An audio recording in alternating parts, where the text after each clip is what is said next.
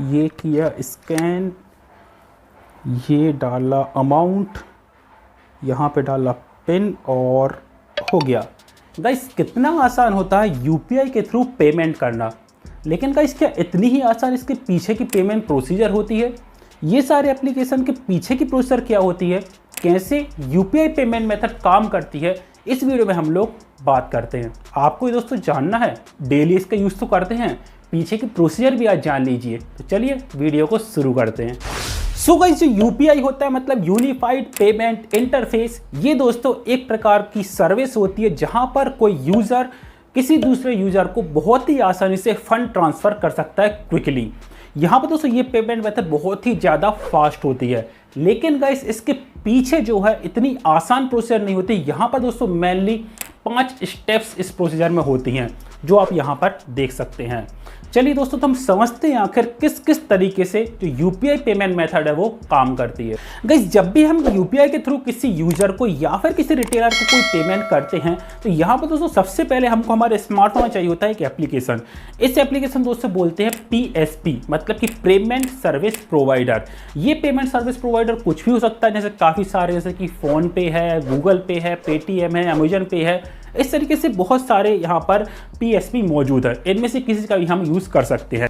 अब गाइस यहाँ पर पीएसपी एप्लीकेशन को डाउनलोड करने के बाद हमको उस यूजर्स का जिसको कि हम पेमेंट कर रहे हैं, जिसको फंड ट्रांसफ़र कर रहे हैं, उसका दोस्तों हम लोगों को एक वर्चुअल पेमेंट एड्रेस चाहिए होता है, मतलब कि वीपीए। अब गाइस ये जो वीपीए होता है ये उसका मोबाइल नंबर हो सकता है, उसका क्यूआर कोड हो सकता है, या फिर दोस्तों उसका यूपीआई आईडी हो सकता है। ये दोस्तों उसकी जो वीपीए मतलब कि वर्चुअल पेमेंट एड्रेस कहलाते हैं। अब गाइस यहाँ पर वर्चुअल पेमेंट एड्रेस डालने के बाद जैसे ही हम वहाँ पर अपना यूपीआई पिन डालते हैं, उसके बाद हमारा जो पीएसपी होता है, जो एप्लीकेशन होता है, वो हमारे बैंक से रिक्वेस्ट करता है हमारे बिहाफ पर कि हमको किसी दूसरे यूजर्स के अकाउंट में पैसे ट्रांसफर करने हैं।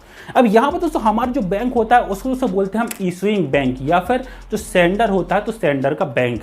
अब ये जो बैंक क्या करता है दोस्तों, जो सामने वाला यूजर्स होता है उसके अकाउंट में यहाँ पर पैसे ट्रांसफ़र करता है, उसके बैंक में पैसे ट्रांसफ़र करता है। लेकिन दोस्तों ये बैंक डायरेक्टली सामने वाले यूजर्स के बैंक में पैसे ट्रांसफ़र नहीं करता।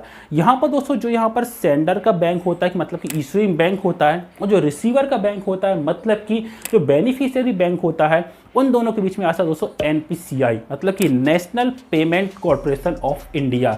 ये दोस्तों जो एनपीसीआई होता है ये एक नॉन प्रॉफिटेबल ऑर्गेनाइजेशन है, और ये दोस्तों मैन क्या करता है, इन सभी बैंक को आपस में लिंक करता है, और साथ ही साथ जो यहाँ पर हमारे पीएसपी होते हैं उनको इन बैंक के साथ में लिंक करता है। और यहाँ पर दोस्तों इसी एनपीसीआई की ही यहाँ पर जिम्मेदारी होती है कि ये जो हमारे बैंक से, मतलब कि जो सेंडर का बैंक, जो इशूइंग बैंक है, उससे रिसीवर के बैंक मतलब कि बेनिफिशियरी बैंक में पैसे ट्रांसफ़र करे, ये इसकी रिस्पॉन्सिबिलिटी होती है। अब गाइस जैसे जो रिसीवर का बैंक होता है मतलब कि बेनिफिशियरी बैंक होता है, उसमें पैसे ट्रांसफ़र हो जाते हैं, तो वो जो बैंक होता है वो रिसीवर को मैसेज करता है, उसको इन्फॉर्म करता है कि उसके अकाउंट में पैसे आ चुके हैं या फिर जो फंड है वो आ चुका है।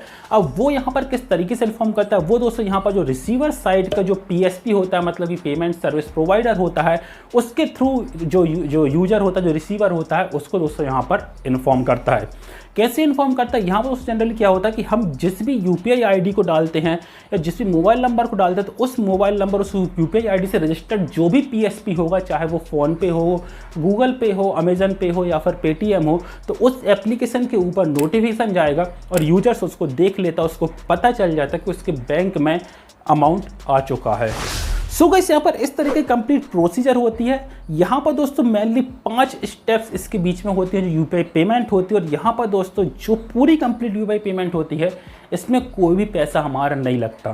तो ये जो सारी प्रोसेस हो रही है इसमें दोस्तों, लेकिन ये तो फ्री नहीं है, इनको तो कुछ ना कुछ अमाउंट खर्च करना पड़ रहा होगा, कुछ ना कुछ इन्वेस्टमेंट भी किया है, और रनिंग कॉस्ट भी इन लोग को लग रही होगी, मेंटेनेंस कॉस्ट भी लगती है, काफ़ी सारे पैसे लगते हैं, लेकिन ये हमसे कोई भी चार्ज नहीं ले रहे हैं। और इसी के बलबूते पर दोस्तों क्या है कि अभी जो डिजिटल मार्केटिंग है वो दोस्तों बहुत ज़्यादा आगे पहुँच चुकी है इंडिया में।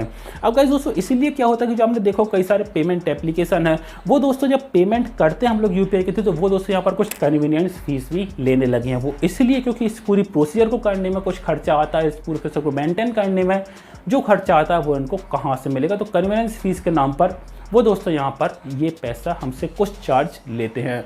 सो गाइस यहाँ पर आई होप आप लोग को समझ में आ गया होगा कंप्लीट यूपीआई पेमेंट प्रोसीजर किस तरीके की होती है। तो दोस्तों वीडियो आई हो आपको पसंद आया होगा, पसंद आया तो लाइक कमेंट सब्सक्राइब शेयर कर दीजिए। मिलता हूँ मैं आपसे अगले वीडियो के लिए, बाय बाय।